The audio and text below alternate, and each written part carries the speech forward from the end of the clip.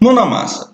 Então a gente tem alguns exercícios para resolver aqui do professor Arquimedes. 2 exercícios. Ele quer o seguinte, ele dá aqui os dados em relação às resistências e às forças eletromotrizes, né, as tensões, e ele dá algumas alternativas aqui.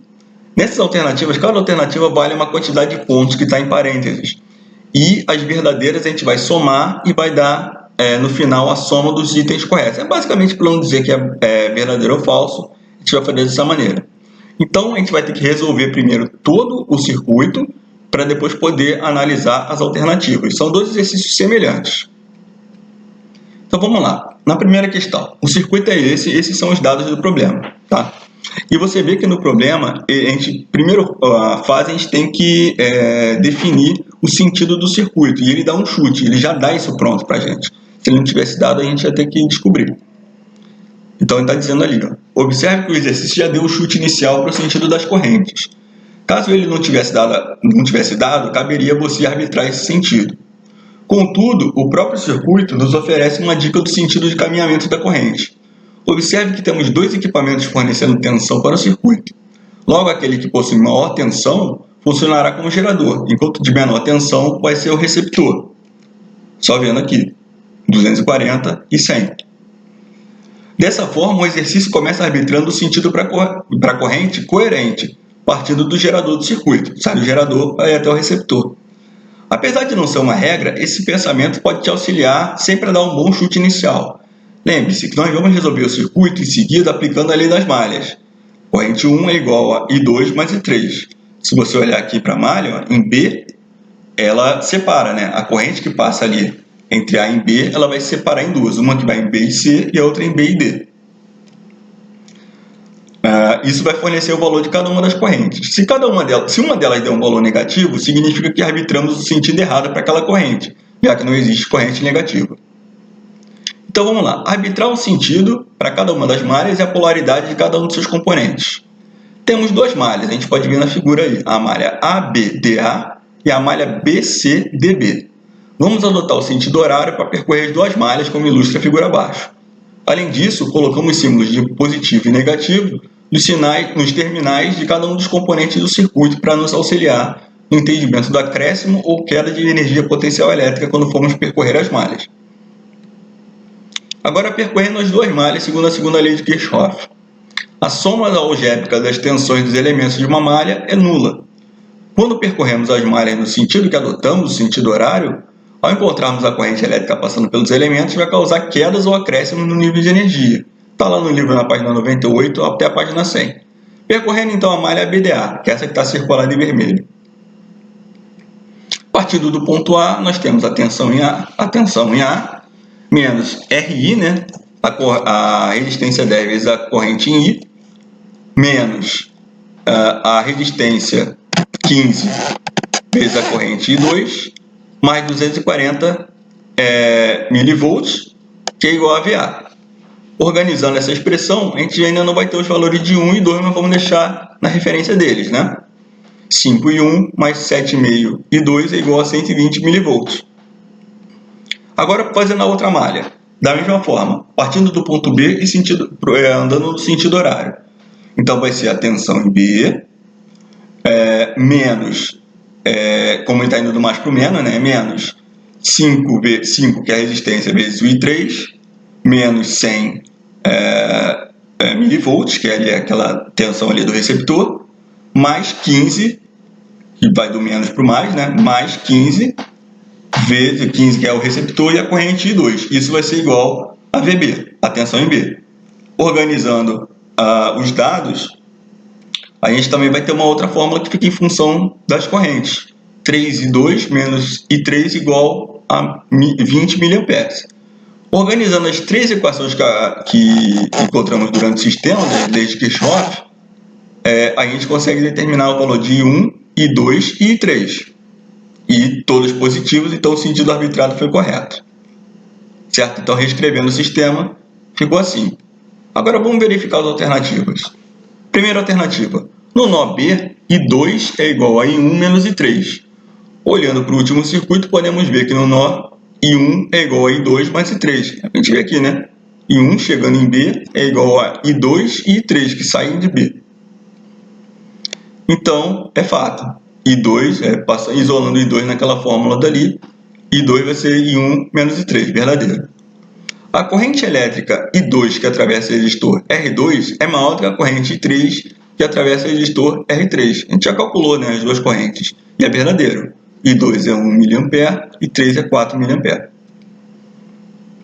4. O valor da potência elétrica fornecida ao circuito pelo dispositivo de força eletromotriz, ε1, é 2,88 mW. Bom, a potência elétrica, a potência total, é a corrente vezes o E. Se o gerador possui uma tensão de 240 mV e a corrente que o percorre é de 1, que é igual a I1, que é 12 mA, então vai ser 12 mA vezes a tensão, que é 240 mV. Isso vai dar 2,88 mW e é verdadeiro. A próxima alternativa. Aplicando-se a lei das malhas, a lei de Kirchhoff, a malha externa, a BCDA do circuito, a malha maior, obtém-se a equação ε1 mais ε2 igual a R1 I1 mais R3 I3. Bom, a gente vai percorrer então aquela malha, né? Tá aqui. A, B, C, D, A. Então a gente vai percorrer essa malha daí. Como é que fica? VA vai ser menos, né? Sempre vai de mais para menos, é menos. R1 I1 menos R3 I3 mais ε1 menos ε2 igual a VA. A gente chega à conclusão que R1 I1 mais R3 I3 é ε1 menos ε2 e não mais, como estava anunciado. Então é falso. A próxima alternativa. A diferença de potencial elétrico entre os pontos B e D do circuito vale 120 mV. Entre os pontos B e D, né? Partindo do ponto B, caminhando no sentido horário até o ponto D, a gente vai ser VB menos, né? Vai de mais para menos, resistência 2 e 2 igual a VD. E fazendo as contas, a gente vê que VB menos VD é 120 mV e não 150, é falso também. E para fechar, a última alternativa, a potência dissipada no resistor no resistor R2 vale 1,50 mW. Potência dissipada pela fórmula é resistência interna vezes a corrente ao quadrado. 15 vezes a corrente ao quadrado dá 0,96 mW. Então é falso também. As alternativas corretas, 1 valiam 1, 2 e 4. A resposta a ser colocada lá é 7. Segunda questão. Redesenhando todo o circuito que foi dado no problema. Redesenhamos todo. Observe que o chute inicial também já foi dado também. Se não tivesse dado, a gente podia arbitrar. O próprio circuito nos oferece uma dica de sentido de caminhamento da corrente. Observe que temos 3 equipamentos fornecendo tensão para o circuito. Logo, aquele que possui maior tensão, 26 volts, funcionará como gerador, enquanto os outros dois menores, de 4 e de 20, vão ser os receptores. Então ele começa arbitrando o sentido para a corrente coerente, do gerador por circuito, igual a gente fez da primeira vez. Vamos arbitrar então o sentido, seguindo passo a passo, né? Arbitrar o sentido para percorrer cada uma das malhas e a polaridade de cada um dos componentes. Temos duas malhas, BCDEB e ABEFA. Vamos adotar o sentido horário para percorrer as duas malhas, como ilustra a figura abaixo. Além disso, colocamos os símbolos positivo e negativo nos terminais de cada um dos componentes do circuito para nos auxiliar no entendimento no acréscimo ou queda de energia quando formos percorrer as malhas.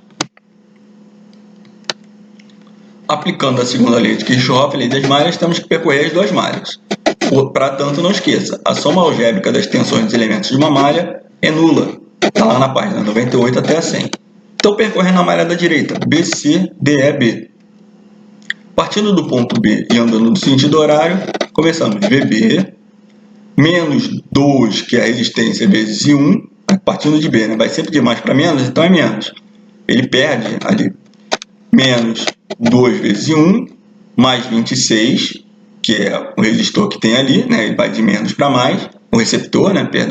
O receptor não, ele é o gerador, né? Ele é o maior de todos, é o gerador, vai de menos para mais, então é mais 26, menos resistência que vale 1 vezes 1, menos 1 vezes 1, menos 2 vezes 3, menos 20, que está lá é um receptor, igual a VB.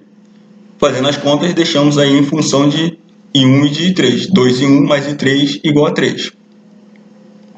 Fazendo para outra malha, a gente faz o exercício de maneira semelhante e análoga e chegamos a menos 2,5 e 2 mais I3 igual a menos 8. Tivemos aí um problema, né? Montamos o sistema e uma das correntes deu negativo. Observe que o valor que encontramos para I1 e I2 é positivo. Isso significa que acertamos o sentido da corrente quando arbitramos no início do exercício. Já o valor que encontramos para I3 é negativo. Isso significa que erramos o sentido da corrente quando arbitramos no início do exercício. Quando formos redesenhar o circuito ao final, precisamos de lembrar de desenhar a seta dessa corrente no sentido correto, que é para baixo. A gente tinha arbitrado que era para cima o I3, como está marcado aí. Só que agora é para baixo, a gente viu que o negativo não dá certo. Então tá aí, ó. Agora o I3 está para baixo, 0,89 ampere.